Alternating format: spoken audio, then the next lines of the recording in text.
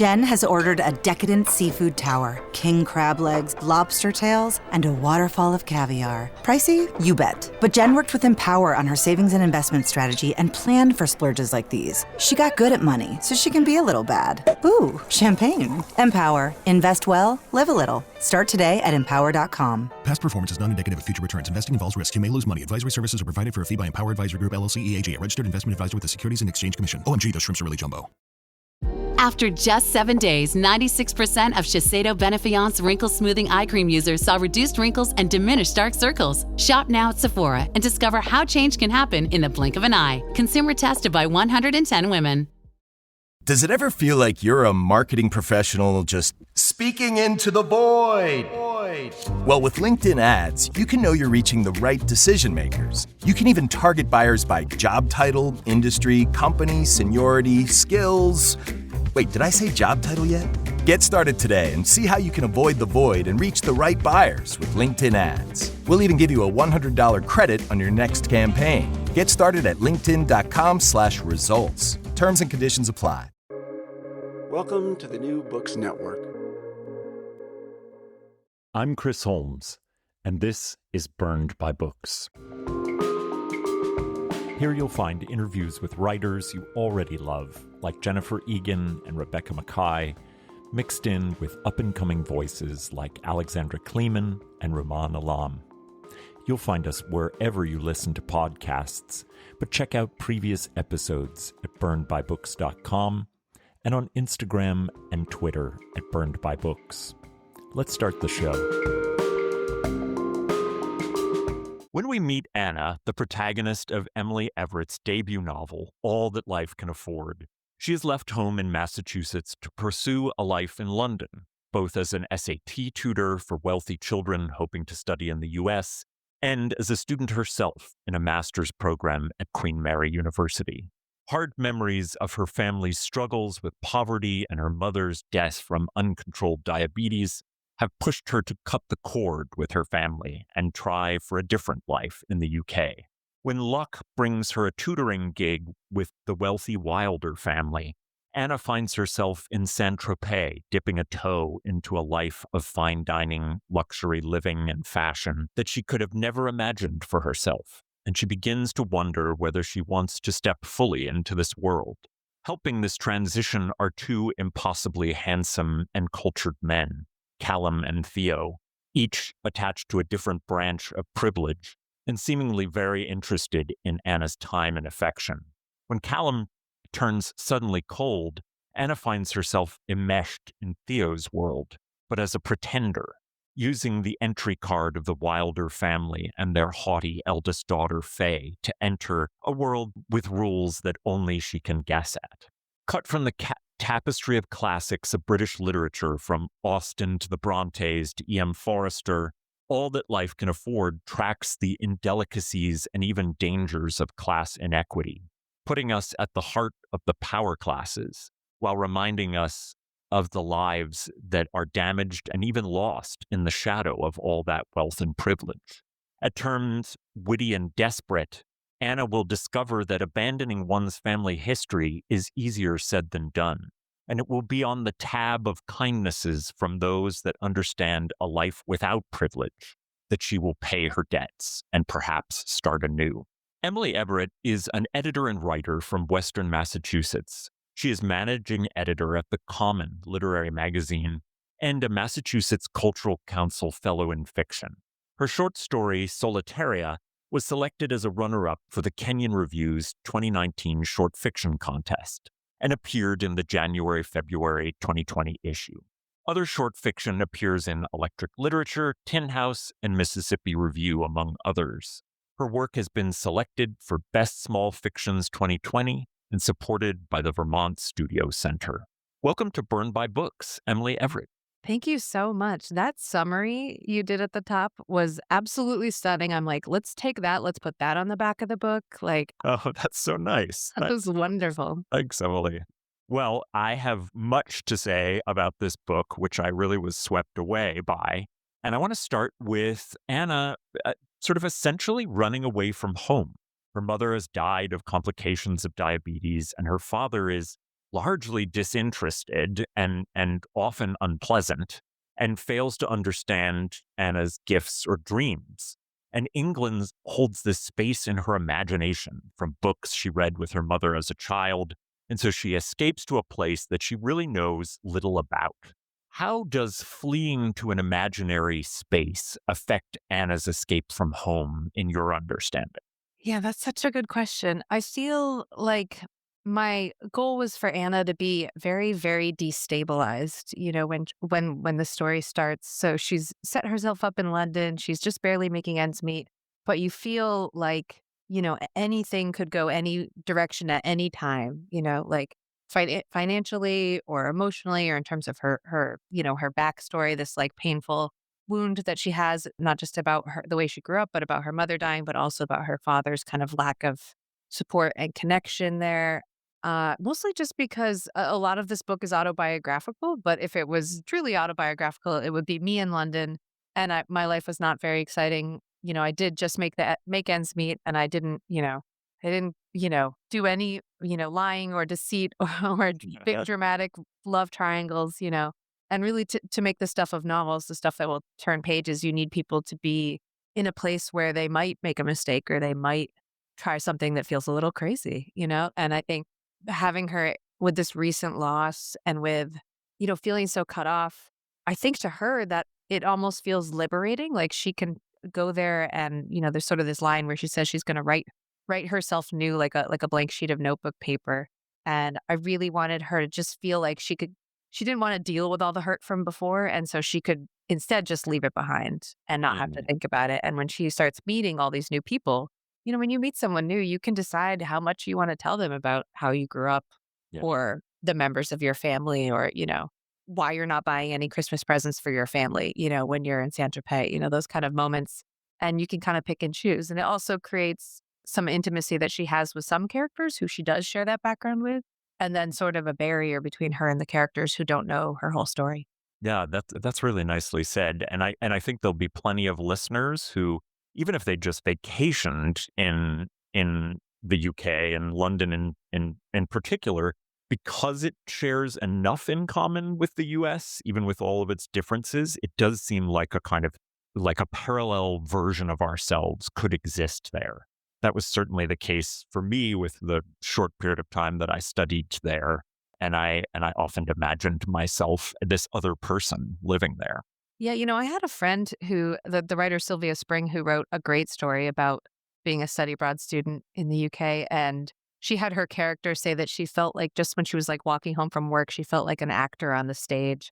And I really, Mm. really felt like that. I wonder if you Oh did as man, well. I did so much. I had just graduated college. It's not like I had some amazing prospects or anything like that, but I felt like my life was automatically cool because I lived in London Yeah, yeah. and it was so beautiful and so cosmopolitan, and doesn't have much of that grittiness that New York has. And so I just felt like even on the days where things weren't going great and I was really struggling, it still felt very important. Like it felt like I was doing something important by being there. And I felt like Anna would be very intoxicated by that, even while she's, truly, truly struggling. 100%. I think you described exactly my experience there. And the other places that I've had a chance to live abroad, like feeling like an actor on the stage, and that's an exciting thing. It like adds a kind of vibrancy to your life, which when you're in your real life, which is has lots of boring parts and things like that, like sometimes that vibrancy feels missing, and so I think we long for that. Anna works as an SAT tutor for wealthy Brits who want to study abroad at a US university. In this way, Anna is an interesting nexus point in the back and forth transit of young people seeking their dreams in other places. You studied at Queen Mary, University of London. Did you ever feel that back and forth pull of students wanting to move in both directions? And what was appealing about dramatizing Anna as wanting so much to be in London as, her tutees want to be elsewhere? Yeah, I really enjoyed that part of the story because it was very much my experience of tutoring. I also worked as an SAT tutor and teacher. And, my students just couldn't wait to get to America. And I was like, I just want to be in London. We were very opposite, but I think, you really do just want the unfamiliar. I'm sure that the way that you and I felt when we lived in London is probably how those students are hoping to feel when they go to NYU or Columbia or something like that, or Harvard or Yale. Like they see they see it on television. I think for most of them, for the students I was tutoring, their experience of America was like Gossip Girl or Pretty Little Liars. And it was just, they just saw, New York as the place where the young people were. And they couldn't. Your reference to Gossip Girl hit me just so. Yeah. I had completely forgotten about Gossip Girl. It was just, it was big when I was in college and I definitely watched it. And since this book came out, so many people have said to me that they felt like Gossip Girl was like a reference for this book. And I was like, well, you're definitely right about that, but it was completely subconscious. Like I had no intention to do anything Gossip Girly, but the beautiful clothes and these like a big party where something really dramatic, and scandalous might happen. Those are very Gossip Girl moments. But yeah, I think I thought that London was the place where those things were happening. And I think probably for me, that's not because I was watching television set in London, but because I was an English major and such a nerd for British literature. And so I really felt like I wanted to be in the place where those things had been written, even though the British books I loved were, early 1900s, or Jane Austen even, like they weren't contemporary or anything like that. But I just felt like I could commune with those better if I was in London. And I also graduated, it has to be said, I graduated in 2009. So it was basically the heart of the recession, and there was absolutely no job prospects for anyone, especially not an English major. And so all the people I knew at Smith College were just going to grad school, and I hadn't taken the GRE, so it was too late for me to apply for US grad school. And I had already sort of begun a relationship with a British man who lived in London. And so I was like, I think I should just go to grad school in London. That will be much better. And I was dying to get back there. Yeah, it just is a beautiful place. And I think one thing that Anna sort of reflects on in the book that I definitely felt when I was studying abroad or when I was tutoring these young people, when you're 16 or 17, everything feels so open to you, so open-ended, like everything is possible, but it's also sort of out of reach. It's also sort of, you're not independent enough to get it yet, or you still have to do the degree, or you still have to take the steps. And so it's a really fun time to work with kids because they have so many questions for you about how your life worked out and how their life might work out and all these things.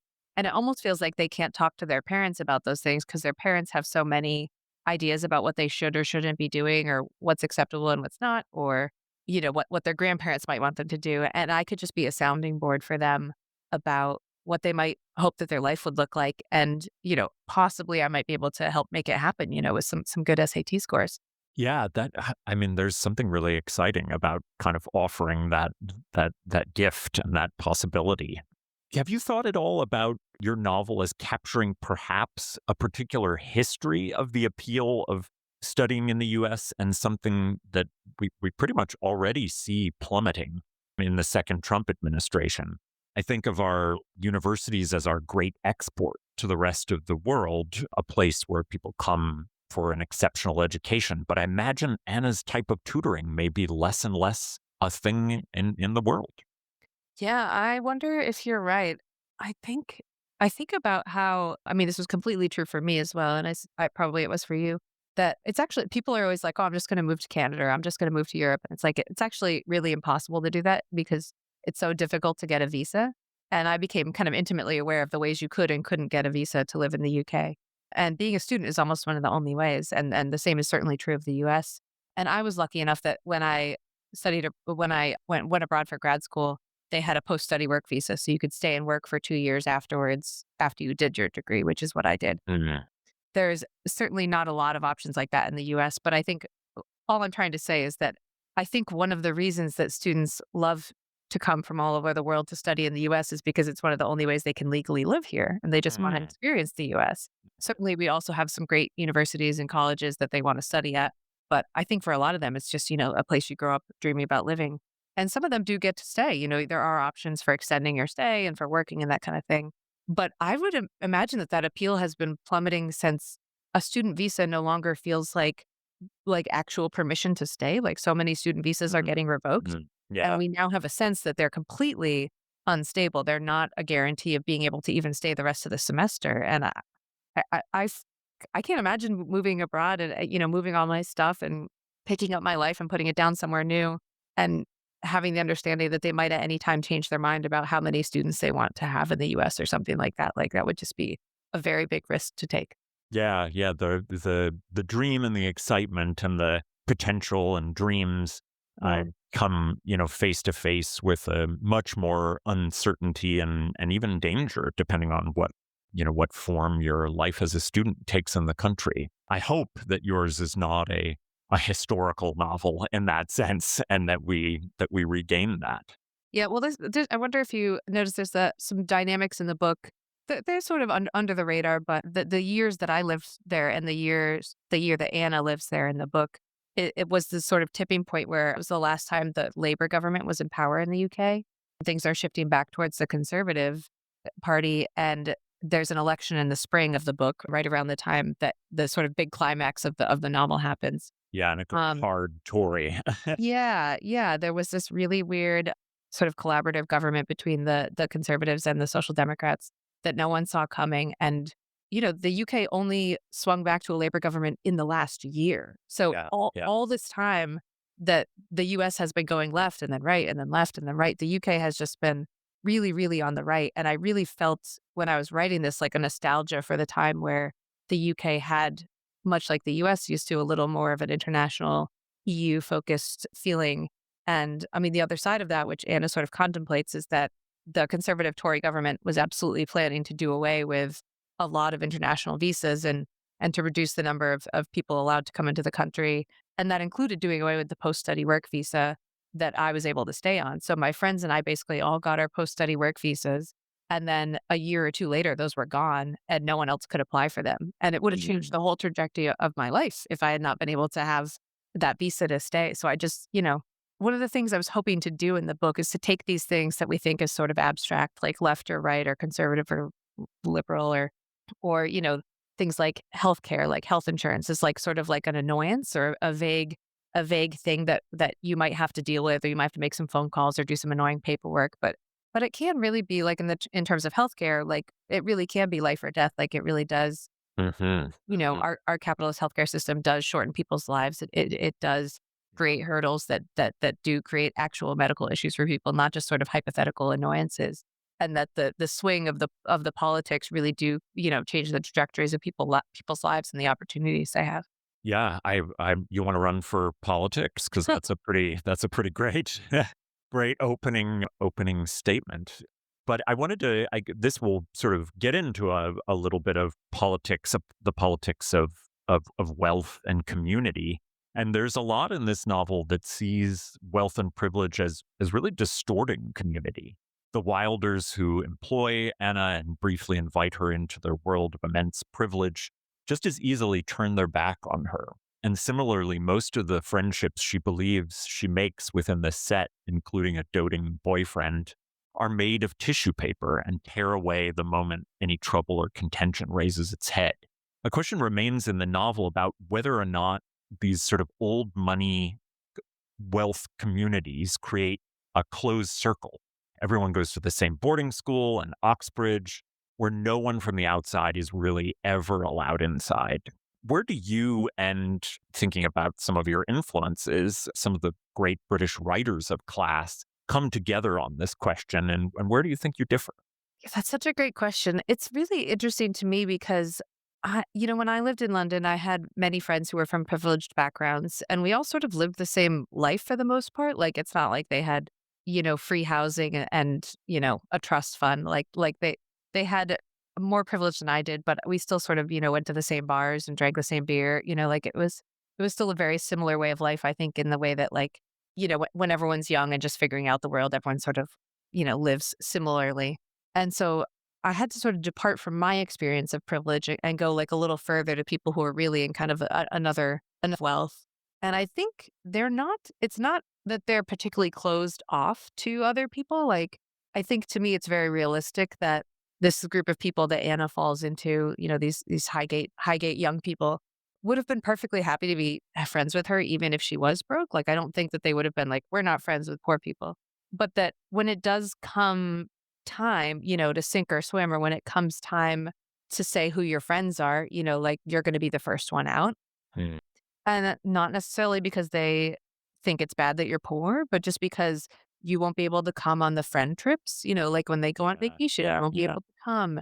And when they're all going to the spa, you're going to be at work, and, they can stay out late and party more because they don't have to work in the morning, like that was something I really, really experienced. And I didn't mind it at all when I lived there. Everybody's got their own hustle, but I knew that for someone like Anna, that would be more of an issue for her. Like she's much more looking to completely restart, and she would see anything that held her back from that as being like a problem that she could solve perhaps by just omitting the truth or something like that. But it's an interesting question for me, because I think I set out to write something I thought would be a little more snarky and a little more eat the rich, and it really didn't turn out like that. And I think part of that is just on a logistical level, it's not really fun to write caricatures of people. Like that's not actually really interesting as a book.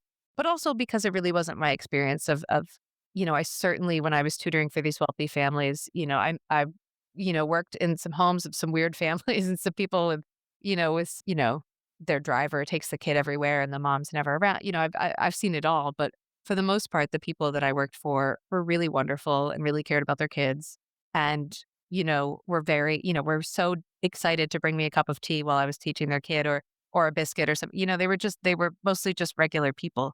And so I was more interested in the sort of scenarios you might end up in by having class or privilege, like traveling or, a fancy party where anything could happen, that kind of thing. And just getting swept up in that, as opposed to like getting swept up in the idea of like having a nice handbag or something like that, which I think doesn't really appeal to Anna very much. Yeah. No, it's just like these destination travel friend times they would be bedeviling to anybody. They're mesmerizing to get to go wherever you want and have a really posh experience in those places, like the trip to Portugal. But in Anna's mind, she's like, okay, well, the next one of these that comes along where I'm not being paid for, it's just not going to happen. And will I still have these friends? Yeah, I was really inspired. You mentioned sort of the classic British literature, which is sort of woven into the story.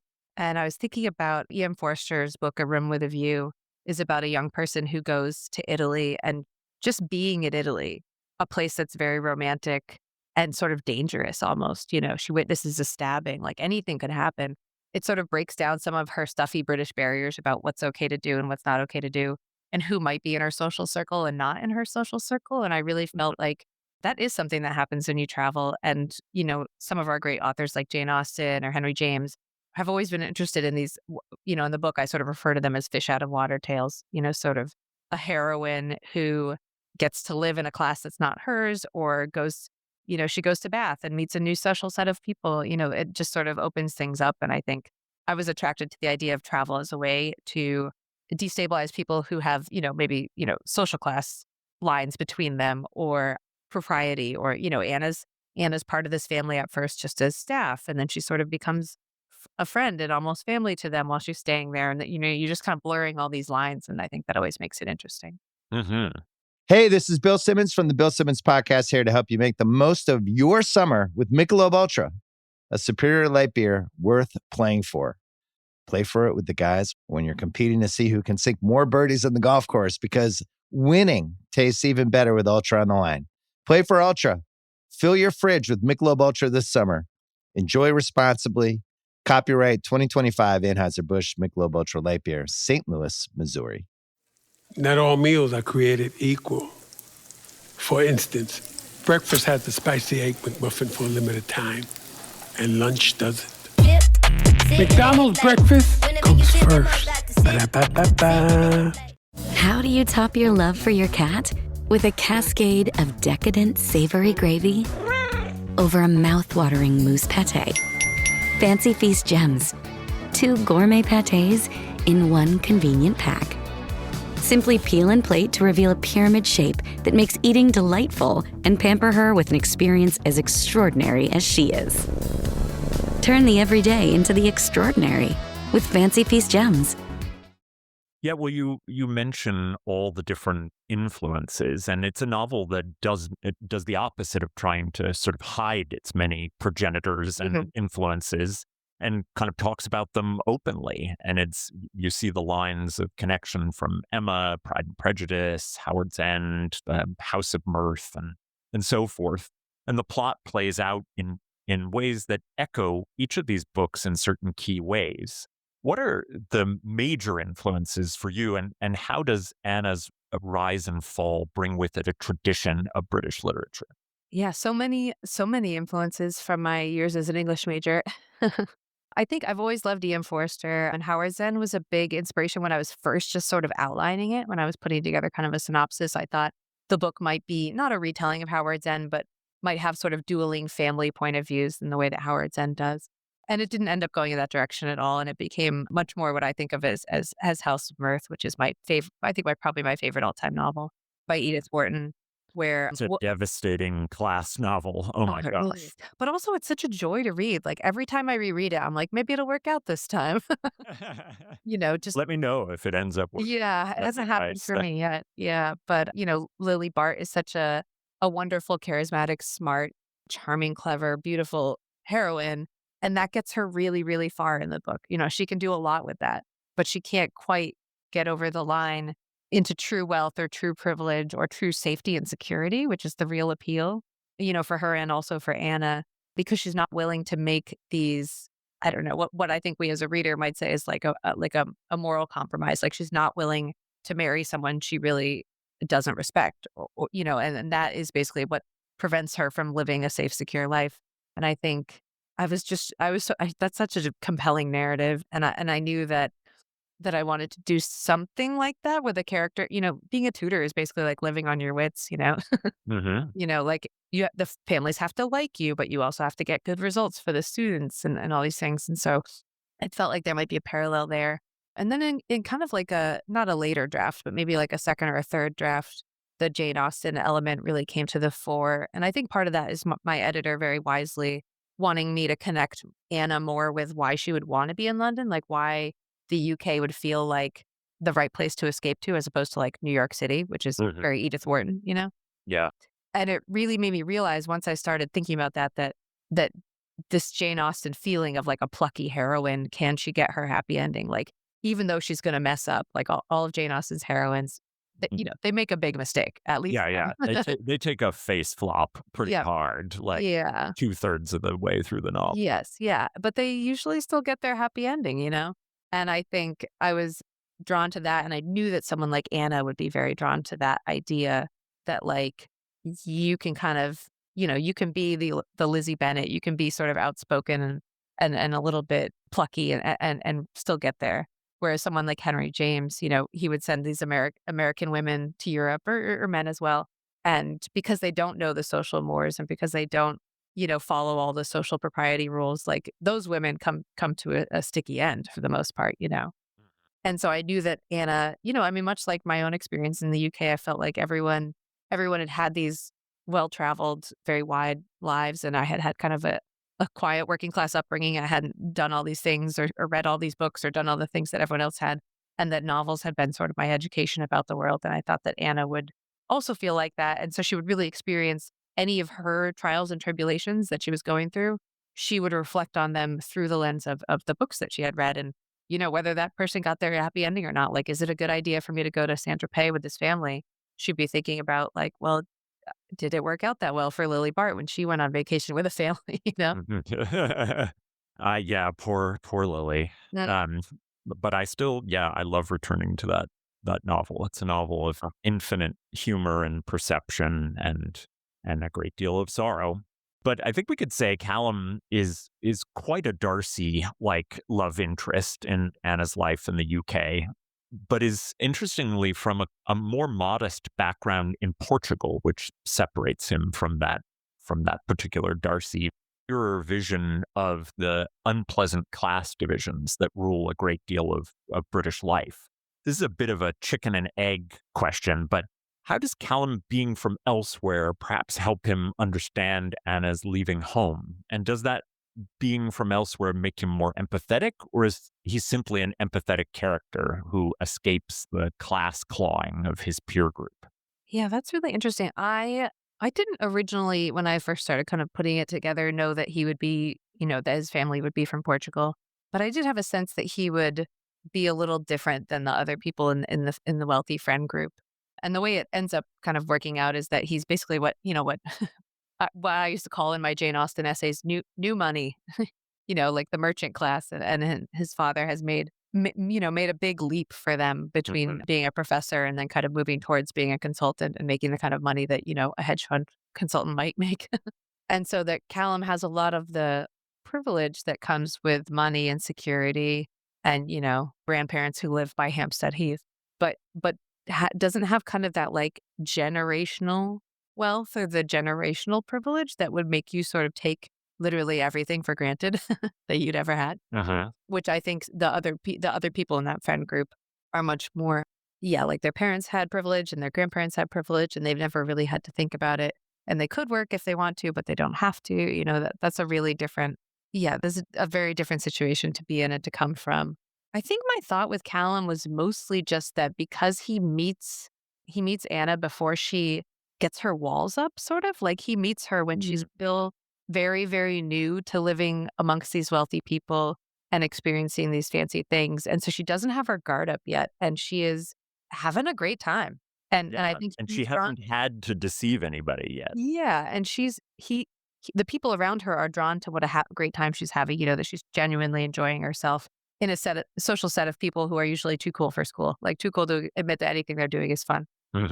And that he would be drawn to that and also honestly be drawn to, her difference. I mean, I think when I was an American abroad, you're just sort of a little novel that you're not from around there and you don't talk like them and you've had different experiences than them. And that can be, something that sort of piques people's interests. And that because she doesn't have her guard up, she might have conversations with him or be vulnerable with him in a way that she isn't with the other people. And that if they had created that connection early on, and compellingly enough that it would sort of, create an empathy. And so even his bad behavior, we still get flashes of that intimacy between them. They still have a conversation once in a while that reminds you that these two people really know each other. So the title of the novel, All That Life Can Afford, pulls the reader in at least two directions. On the one hand, there is this idea of what it costs in money and perhaps morals to join a culture of wealth. And on the other, the sacrifices that those without money and privilege make to just stay alive.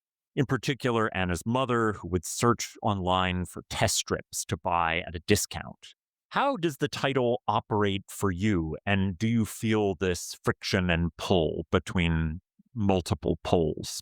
Yeah, I really do. I love that idea of it pulling in two directions because it really does feel like that to me. I feel like on one hand, you can read it it can feel very expansive and hopeful. Like it almost feels like all that life can offer you, like all this good stuff you can have, if you're open to it.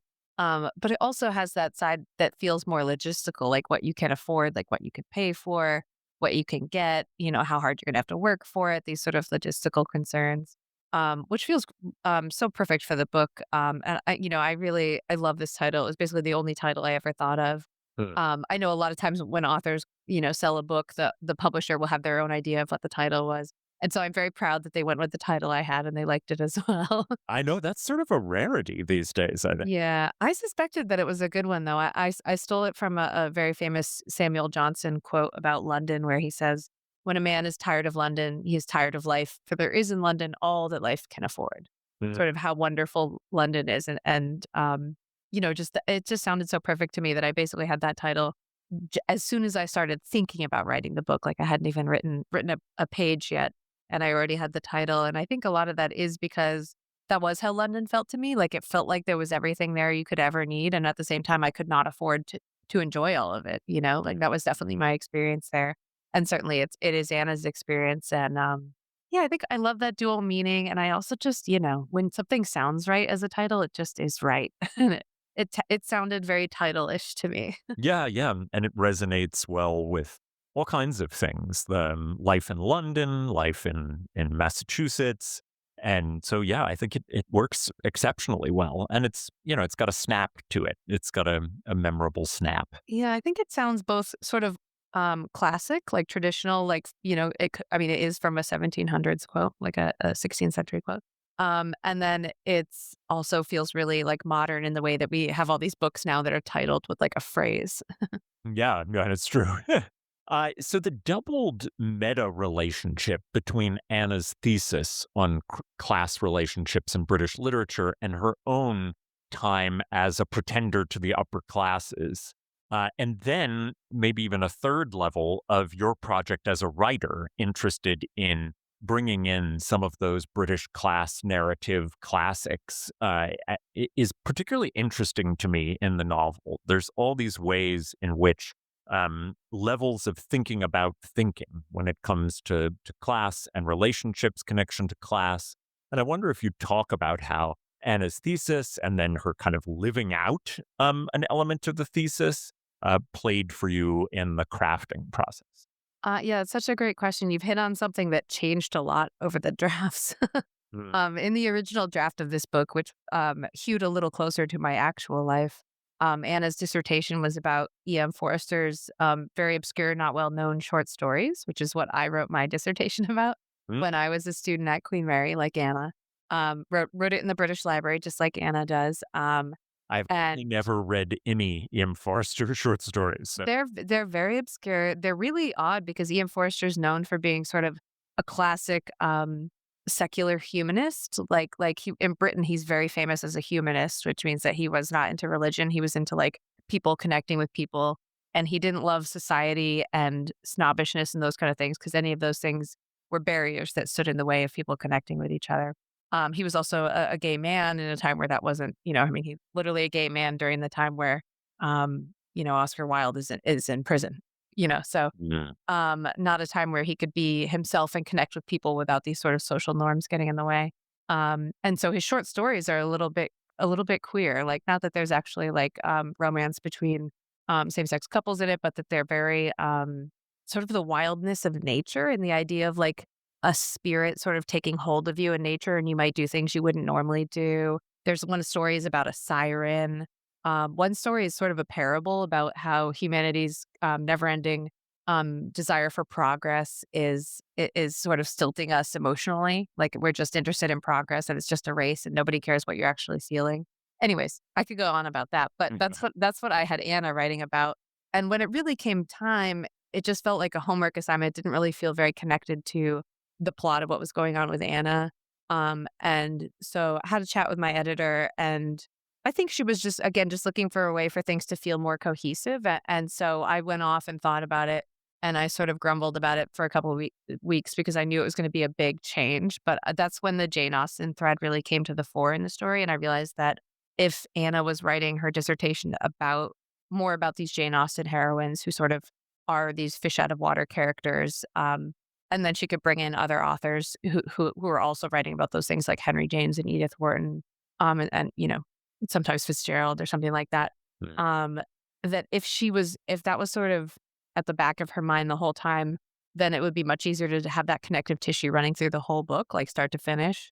And then in a much later draft is where you get, I think, a fun scene, which is where Anna is really struggling to come up with a topic for her dissertation, and she sort of gets it through a conversation with a friend at the British Library, and it feels very organic.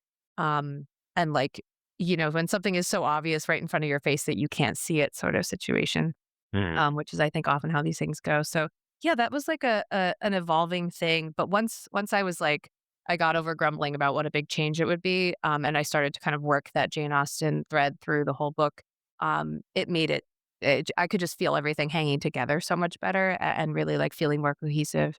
And I already had this romance that was very, very clearly like a Pride and Prejudice parallel. So it, almost I feel like it makes sense to have Anna acknowledge these things in her life, because otherwise it's like, Yeah. I'm not trying to fool anybody that I invented this love triangle, like, Yeah. it's supposed to feel like a reference. And so I don't mind drawing the reader's attention to it. Yeah.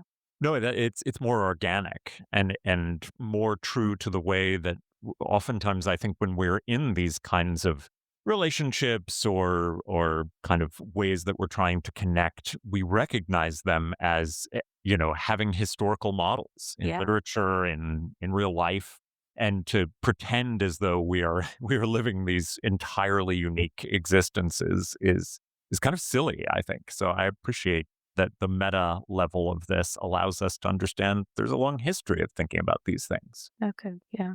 It's true. Sometimes when you meet someone, you might be like, oh, there's and you might name like a TV character that everyone knows. Like Yeah. we do have these references for types. Yeah. No, 100%. So before I let you go, Emily, I would love to know what you've been reading and loving recently, and if you have any recommendations. Well, I feel like anyone who's been listening carefully has been taking notes about all the Edith Wharton that we want them to read. And Yes, the E.M. Forster short stories, which are really odd, but are also really, really lovely and beautiful. The book that I just finished that I can't stop thinking about is Migrations by Charlotte McConaughey. Loved her first novel. I forget what it was called. Yeah, so this is my first read of any of her books. And it was sort of like, I've been hearing about her because she has a new book that just came out last month, the same month as my book. So obviously, I'm paying attention to the books that are coming out around the same time as mine. Yeah. And people talked about her so reverently that I was like, what is happening here that I don't know about? And then a friend specifically mentioned Migrations as like a really beautiful book.